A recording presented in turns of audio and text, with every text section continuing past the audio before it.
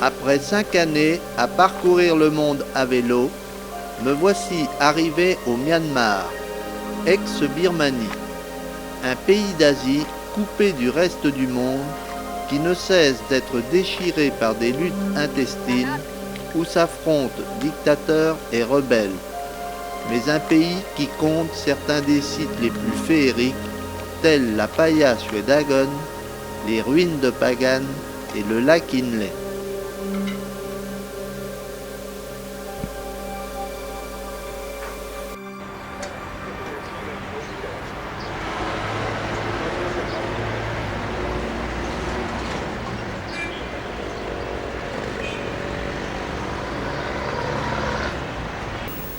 La capitale du Myanmar, construite à l'époque victorienne, abrite quelques 4 millions d'habitants. Ce qui la différencie des autres grandes métropoles d'Asie, c'est son cadre verdoyant, calme et ombragé. Cependant, le modernisme tente de façon anarchique d'imposer sa loi.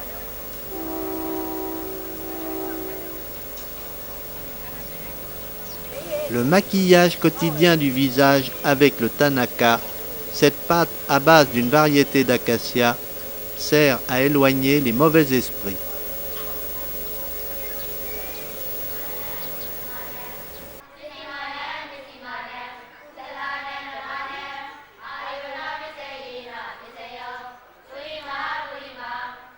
Devant l'entrée du Shwedagon, les Shinté, ces lions griffons redoutables, veillent sur le temple.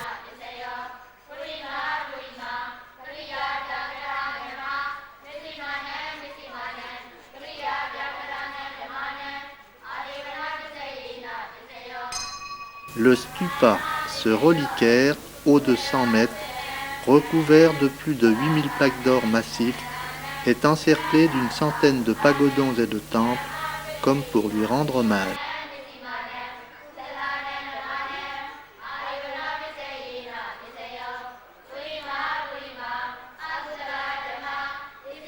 On arrose les statues pour les purifier.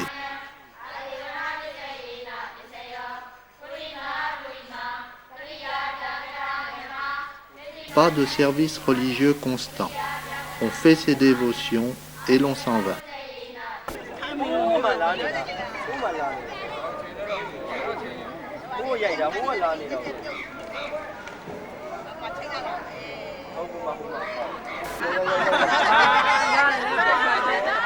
Le sanctuaire bouddhique le plus sacré du pays, la Phaya Shwedagon, un lieu que tous les Birmans rêvent de visiter au moins une fois dans leur vie, m'ensorcelle par sa beauté et son invitation à la contemplation.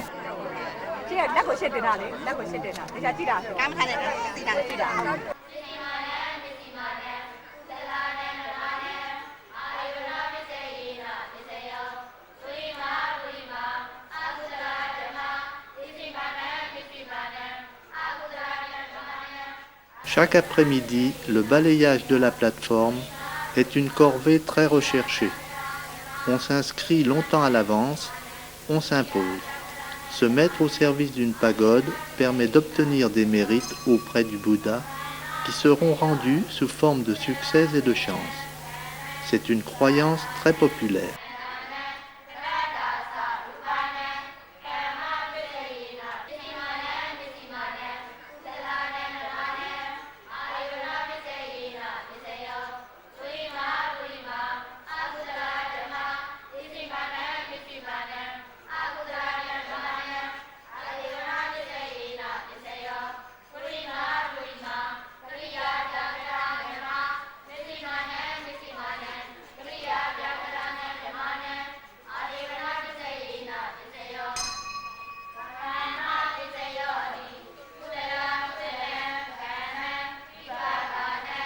La visite du Shwedagon dépasse la simple découverte des sanctuaires, pavillons, statues, cloches et stupas.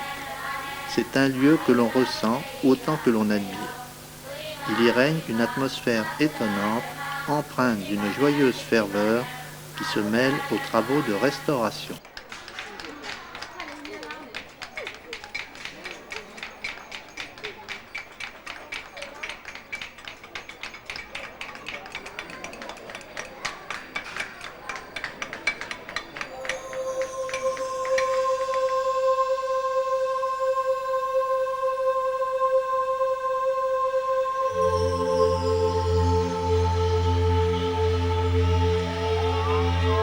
proximité du pont Dubaï, au bord du lac Totanman, se dresse le silencieux monastère bouddhique d'Amarapura.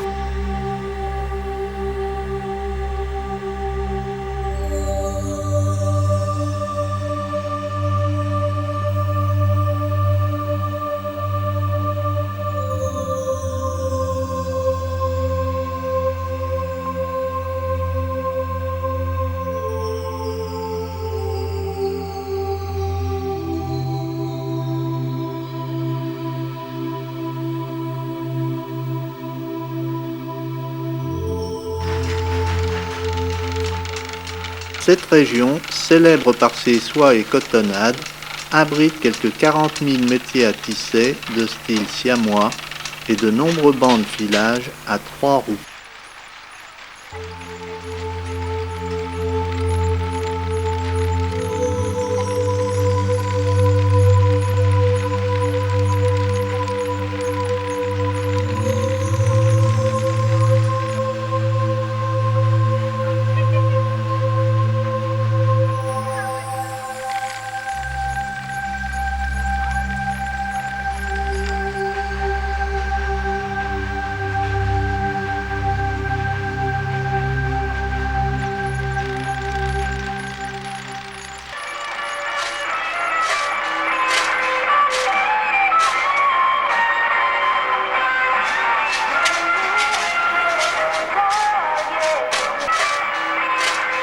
Sur la route, on quête pour la pagode et les mairies.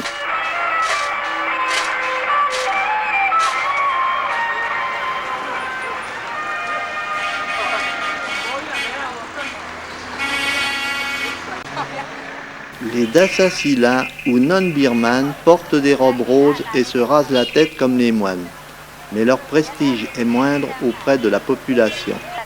Si elles ne mendient pas leur nourriture quotidiennement comme les moines, elles effectuent néanmoins des collectes de denrées non périssables tous les 8 ou 15 jours. La ville de Mandalay regorge de monastères bouddhiques. Du lever au coucher du soleil, j'assiste à un défilé constant de petits moines et novices aux abords du palais.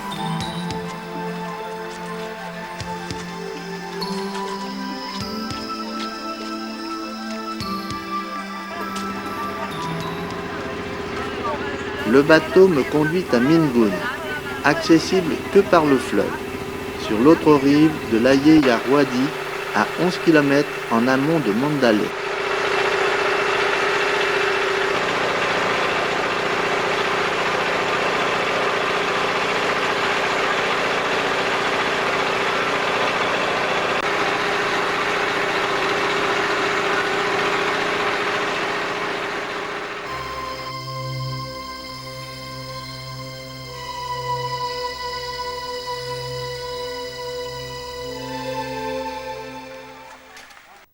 Ici, ni voiture ni bus, on transporte les enfants au sortir de l'école dans des carrioles tirées par des bœufs.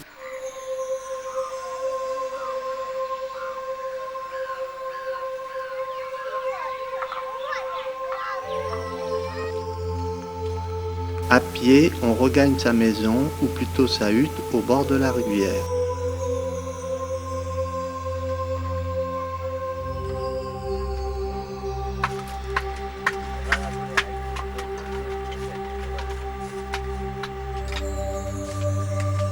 La mère travaille à la confection de nattes en bambou en surveillant bébé.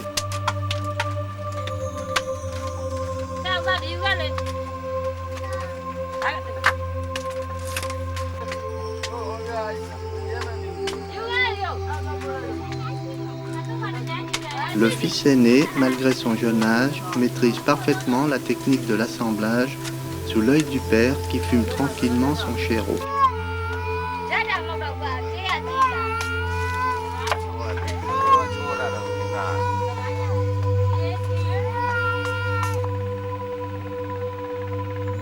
Les pêcheurs vivent sur des radeaux en bambou et transportent huttes et familles au gré du courant.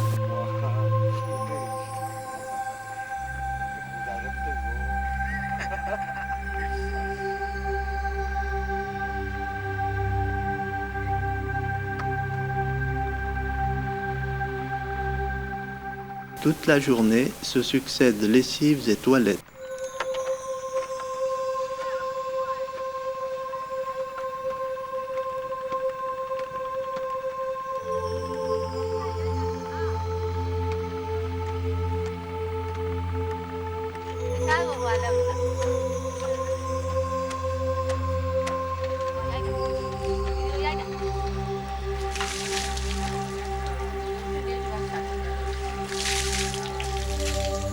À l'hospice bouddhique de Mingun, je rends visite aux personnes âgées. Un accueil très chaleureux m'est réservé, malgré la détresse de certaines.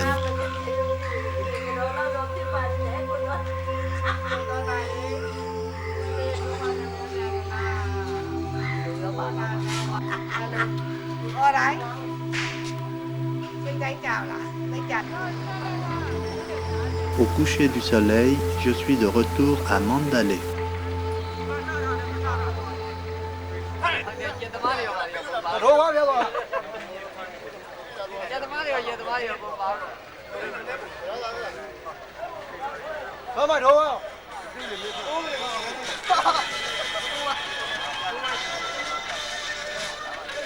Au petit matin, je retourne au port pour assister au débarquement des tonneaux de mélasse qui sont entreposés, puis chargés sur des camions.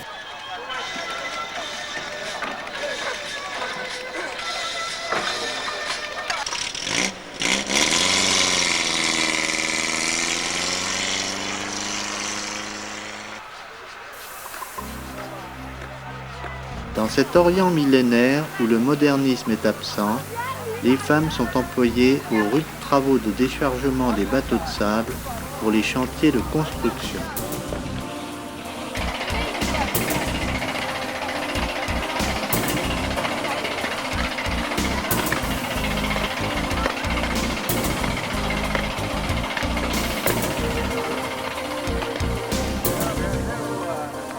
Lents mais puissants, les buffles sont de tous les usages.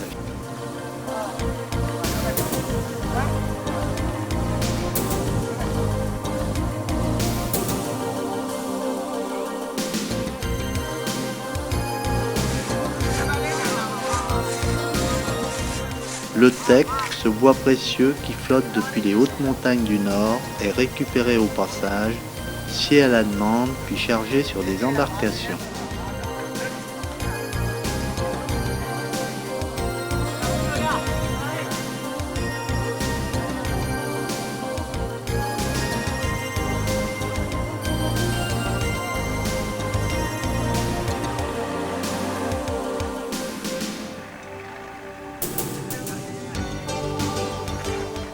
Sur la berge boueuse, des hommes confectionnent des fagots de bambou.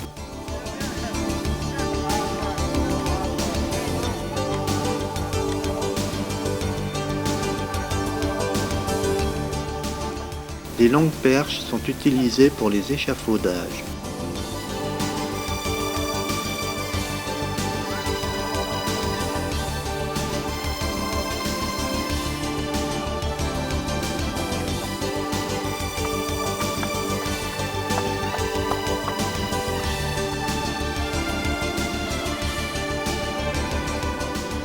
Les chutes de bois sont récupérées pour faire cuire les aliments.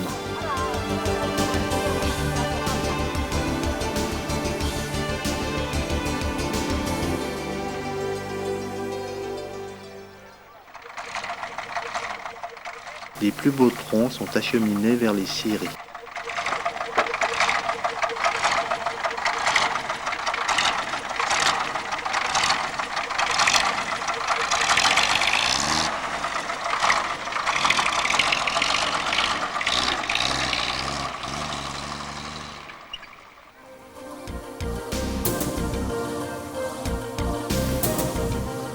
Sous le regard des buffles qui prennent leur bain, les femmes s'adonnent à la lessive ou à leur toilette, tandis que passent et repassent les bateaux sur la rivière.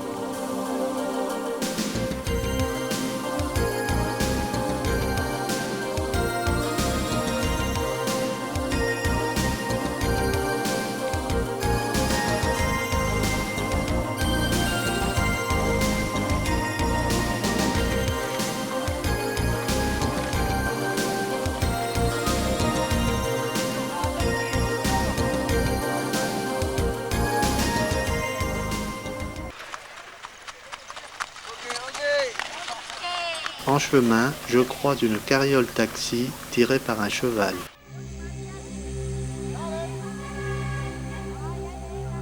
Le garde-barrière, assis sur les voies, pose pour la photo de famille, tandis que les vaches paissent tranquillement sur le ballastre.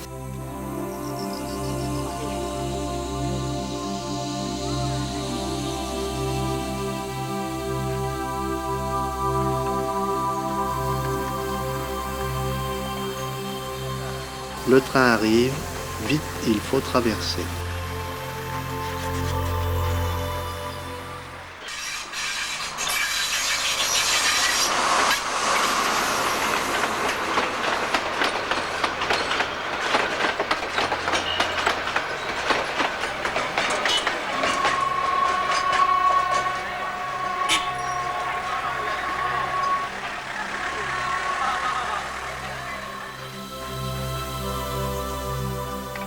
Je profite de cet arrêt surprise pour goûter derrière le passage à niveau à la cuisine birmane cuite au feu de bois.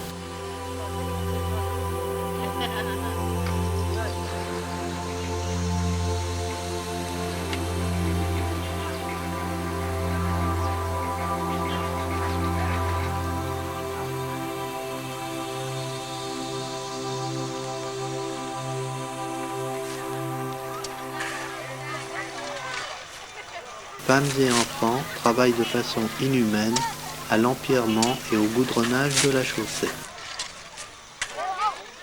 Malgré tout, la bonne humeur règne au sein du groupe.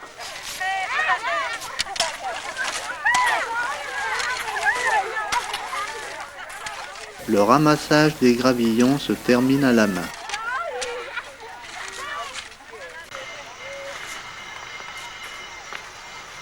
Les femmes versent le goudron brûlant pour l'épandage dans un minuscule bidon percé. L'homme asperge le revêtement grossier à l'aide de cet arrosoir. Les enfants surveillent les tonneaux en ébullition en respirant la fumée nocive.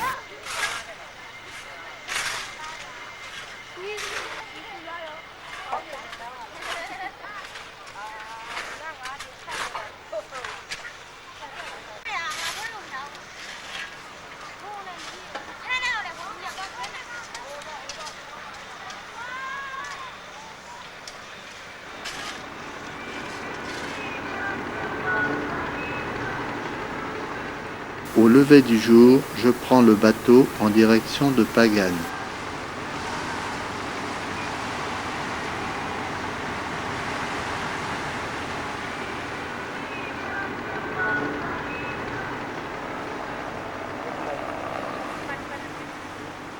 À l'approche d'un village, le bateau ralentit, il fait escale.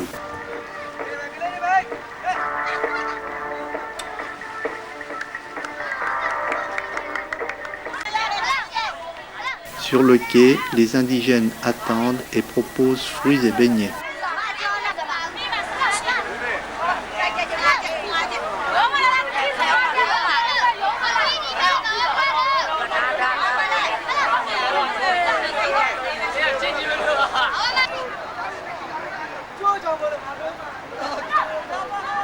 Un groupe de moines bouddhistes monte à bord.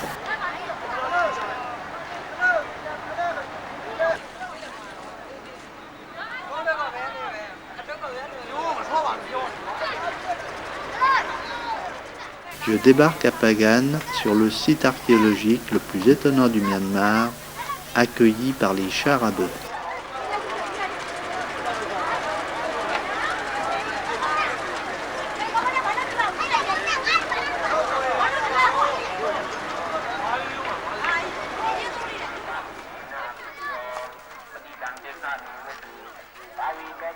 À Old Pagan, les familles viennent en carriole se recueillir au temple d'Ananda, l'un des plus vénérés.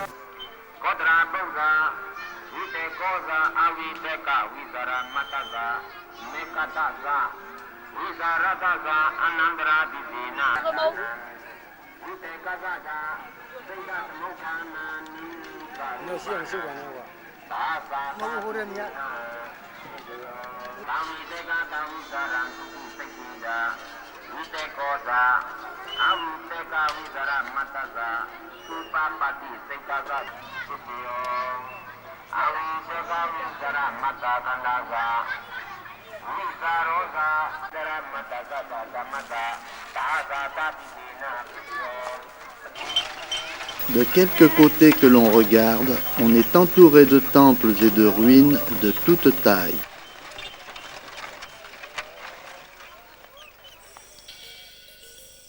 La Phaya Chöegsikgon a été édifiée pour abriter une réplique de la dent du Bouddha dans son zédi doré.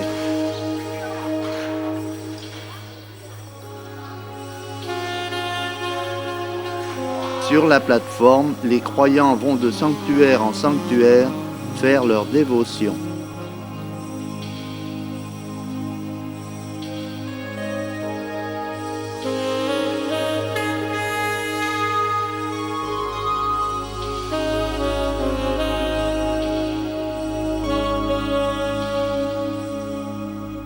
Au coucher du soleil, la vue sur les temples est d'une rare beauté.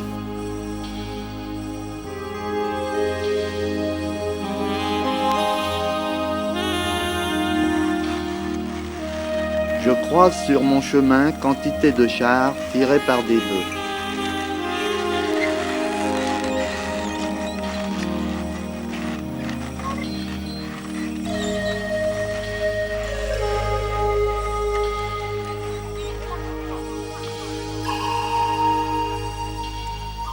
Les gens s'entassent dans la camionnette.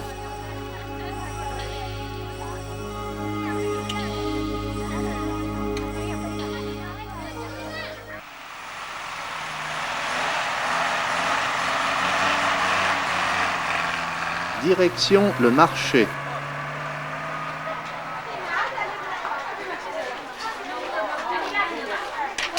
La pesée du poisson est faite de façon très rigoureuse.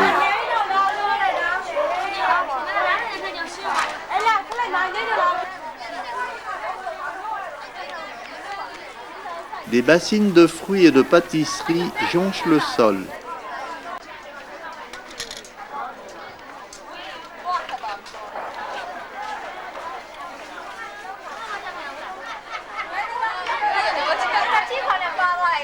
La recette de la journée est comptée et recomptée.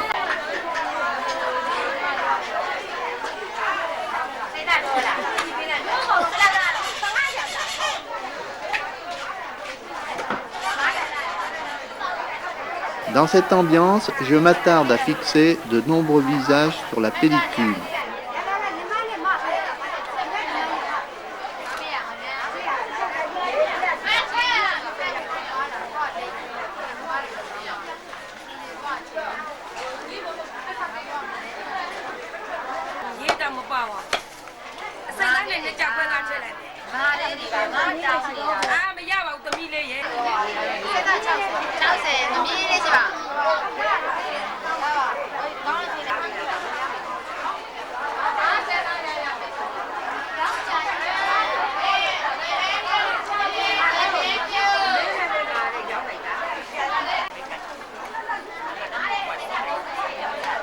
L'enfant et sa mère contemplent les gesticulations des marionnettes.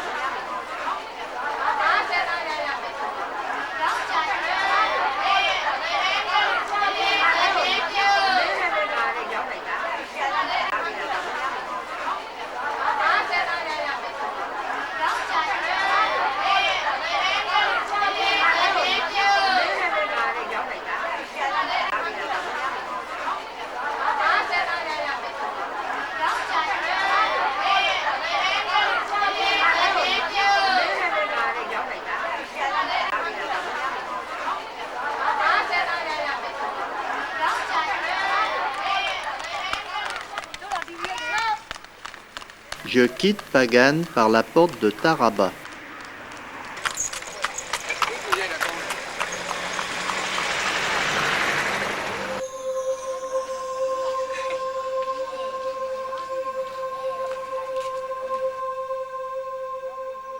J'irai gravir les pentes du mont Popa, l'Olympe du Myanmar, avant de me diriger vers le lac Inle en plusieurs étapes.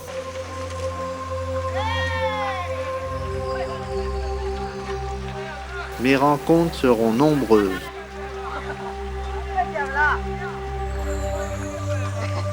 Les paysans viennent parfois de très loin pour faire le plein d'eau de leur citerne.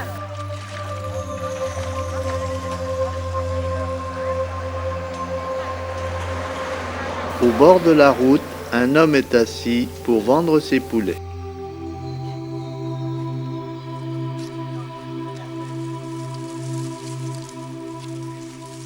Les petites branches sont ramassées pour allumer le feu.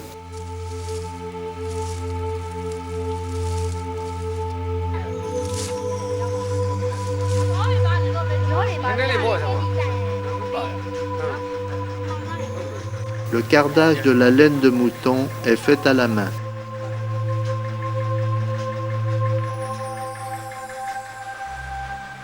Toujours la cuisine au feu de bois.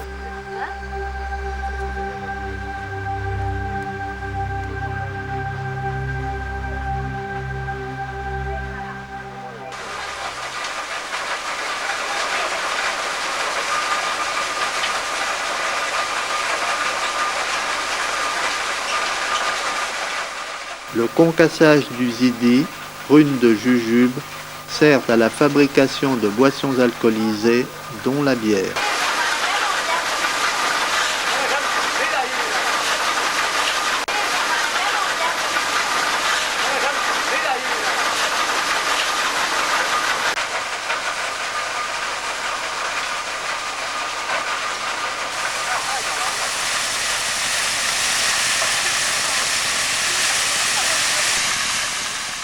Insolite, la moisson du riz de montagne en culture sèche.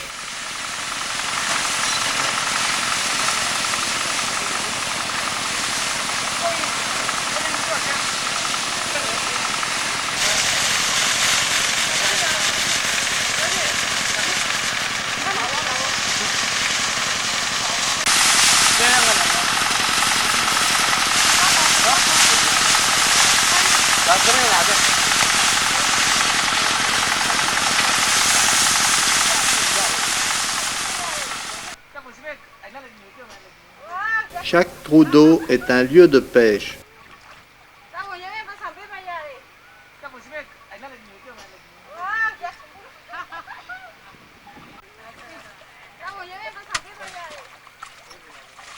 Sous la garde des militaires, les condamnés aux travaux forcés nettoient le fossé le long de la route.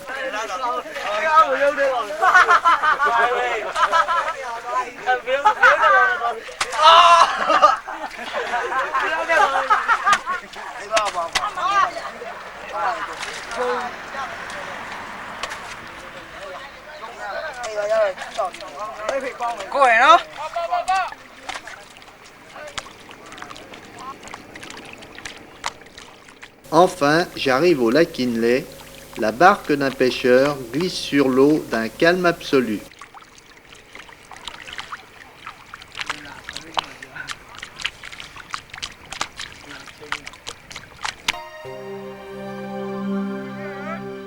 Quelques temples jalonnent le canal d'accès au lac.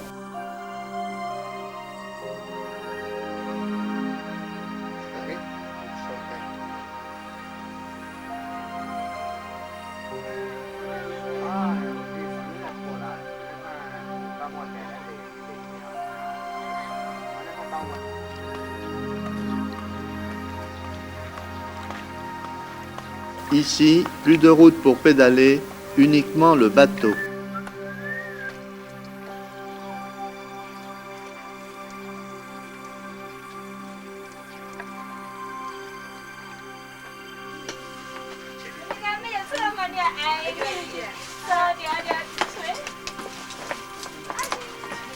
Les cigares birmans ou tchéro sont fabriqués artisanalement et moulés à la main.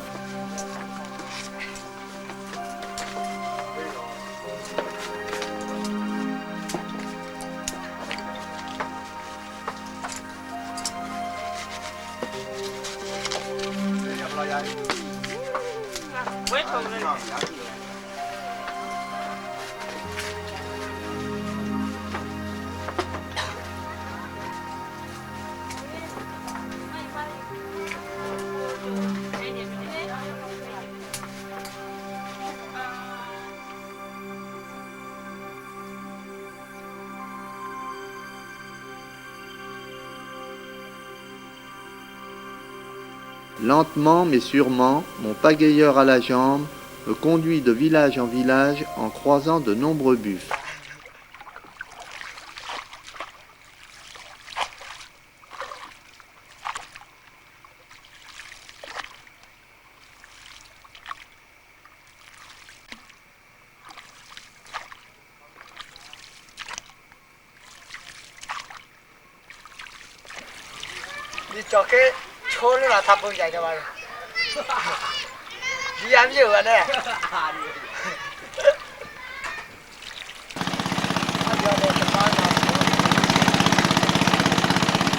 Le bateau à moteur me conduit au bout du lac.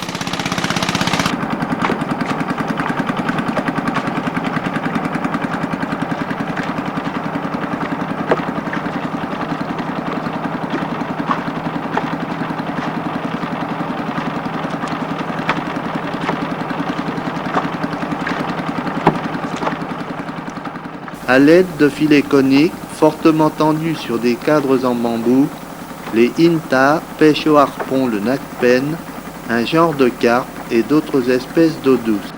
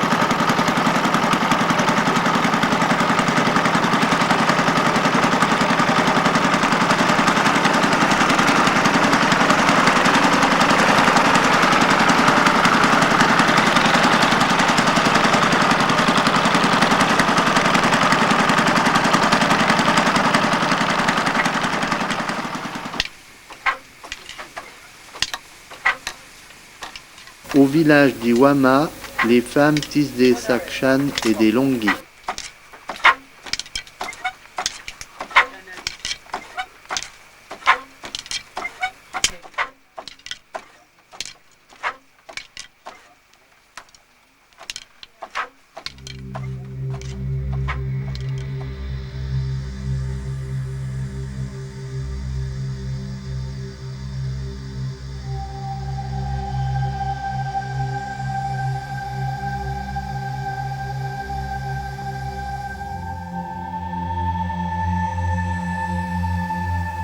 Un arrêt rapide au monastère des Chassoteurs avant d'aller voir le célèbre marché flottant.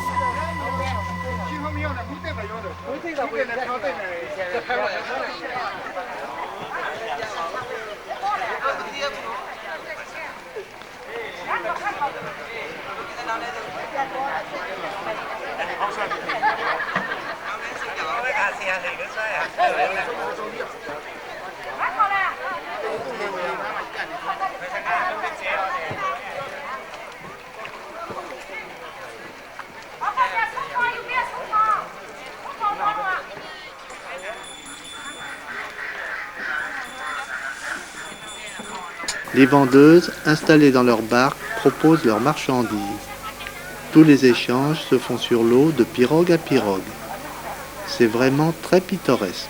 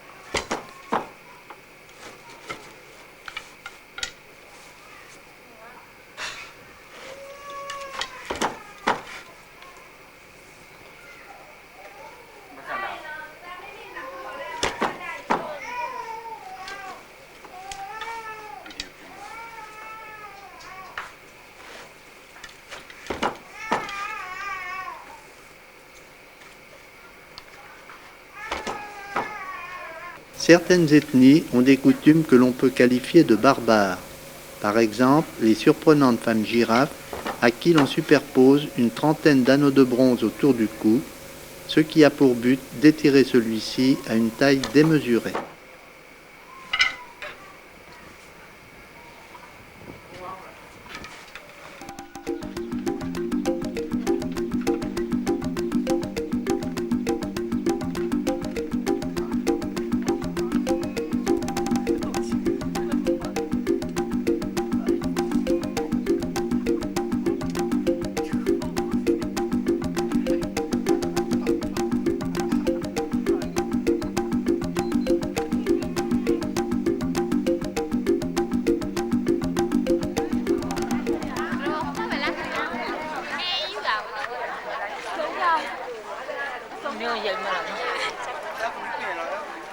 Tous les lundis, le marché aux fleurs, fruits et légumes est l'attraction principale du village.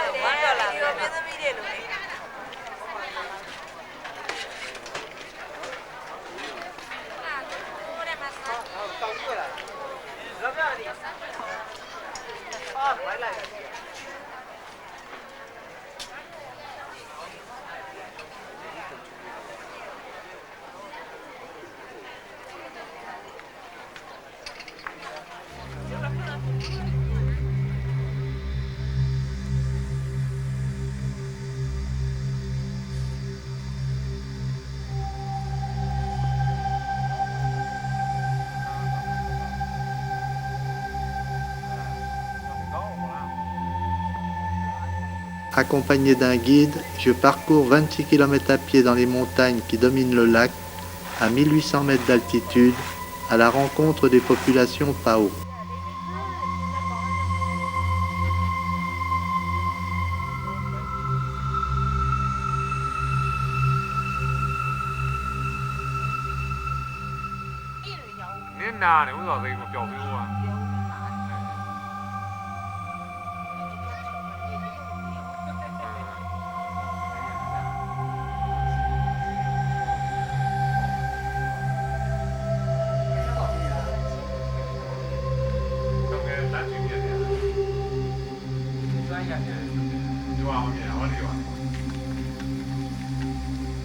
Je regagne Yangshui au soleil couchant.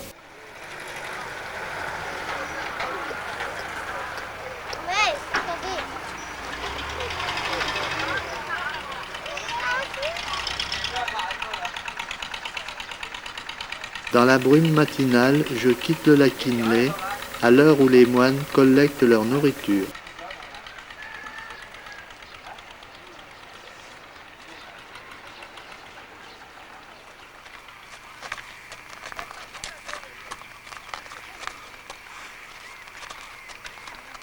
Après Tonji, la route qui mène à la frontière thaïlandaise m'est interdite par l'armée.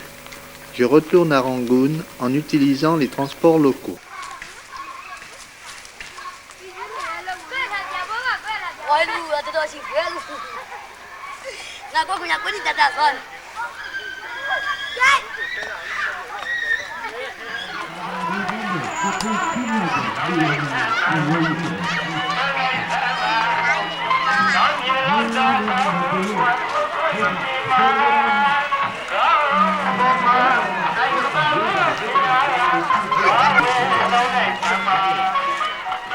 En suivant la procession des petits novices que l'on conduit au temple, je dis adieu au Myanmar avant de m'envoler pour Chiang Mai en Thaïlande.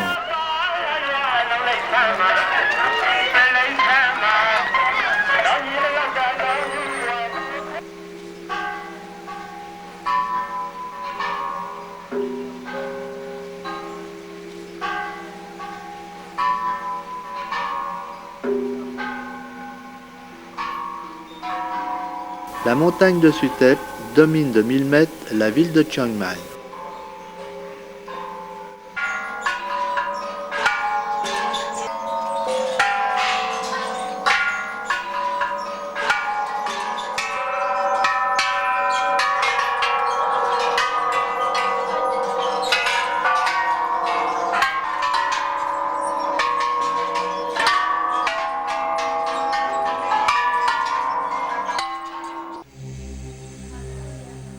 La légende raconte qu'au XIVe siècle, le roi avait chargé un éléphant blanc de choisir l'emplacement qui devait abriter les reliques de Bouddha.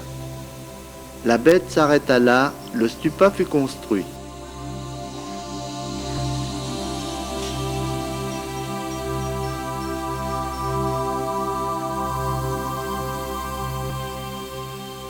Les derniers rayons du soleil embrasent la pagode.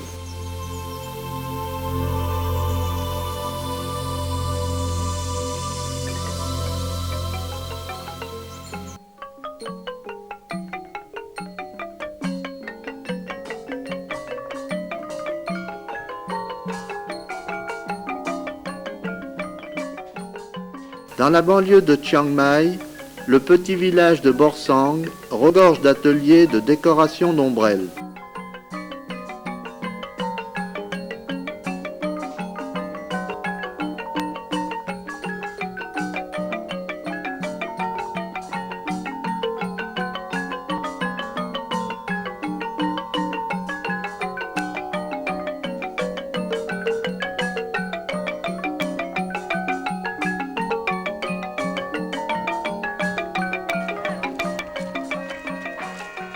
Sur la route de l'opium, au sommet du col de Sopong, à 1300 mètres d'altitude, je m'arrête saluer une tribu Lahu, d'origine sino-tibétaine, qui danse au son d'une musique lancinante.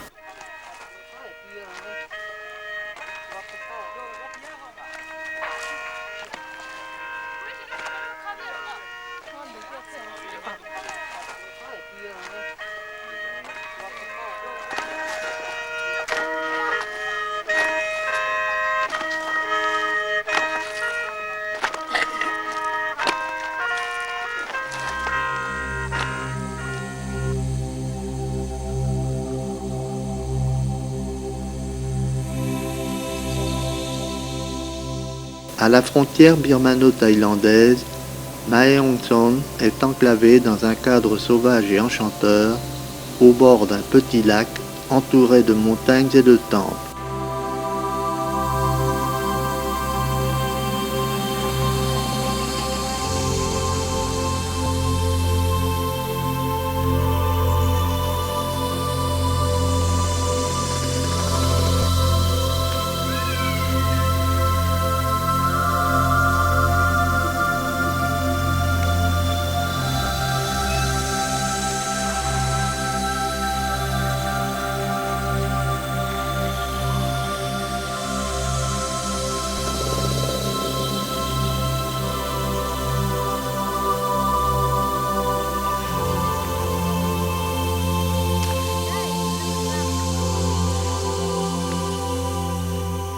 Sur la route de Messariang, des Thaïs s'activent à couper et confectionner des plumeaux.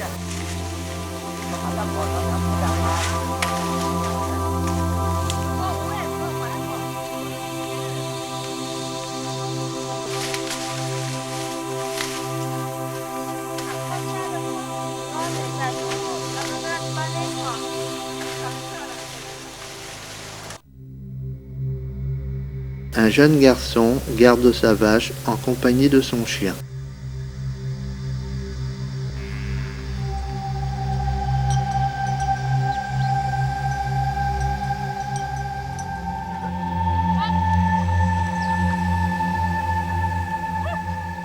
Des jeunes filles pêchent à la main dans la mare vide.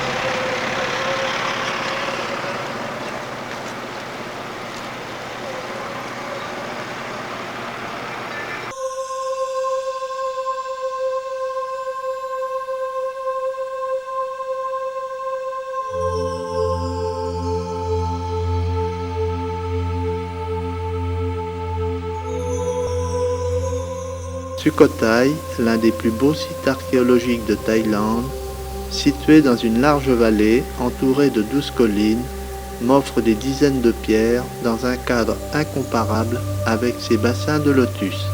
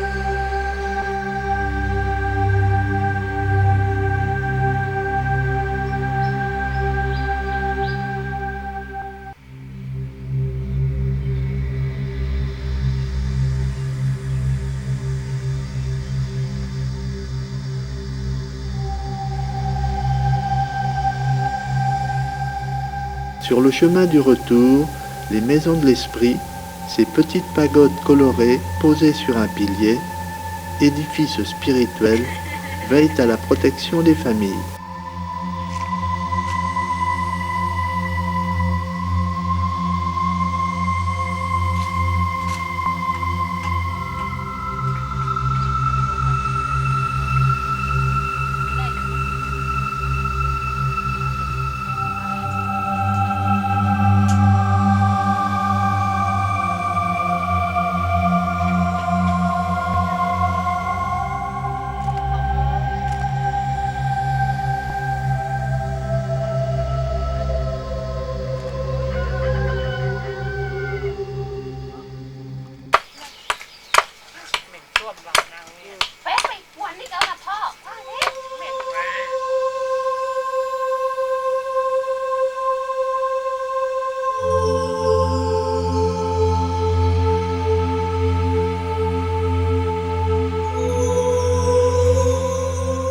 À Bang Panin, je m'arrête dans un magnifique jardin en fleurs, admirer l'Essawan Tipaya, joli pavillon au milieu d'un petit lac.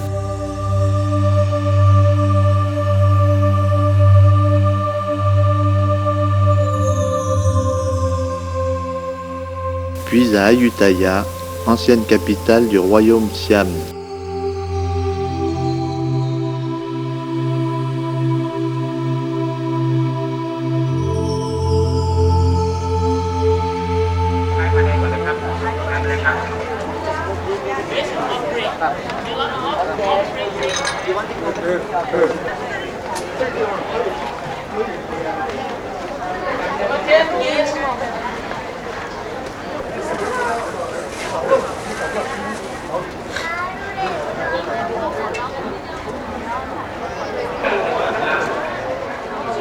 À Bangkok, je dis adieu à la Thaïlande après une dernière visite au Wat Phra Keew et au Palais Royal qui m'offre une envolée impressionnante de toits multicolores, de chedis, de sculptures et de figures mythologiques qu'un jeune artiste tente de reproduire.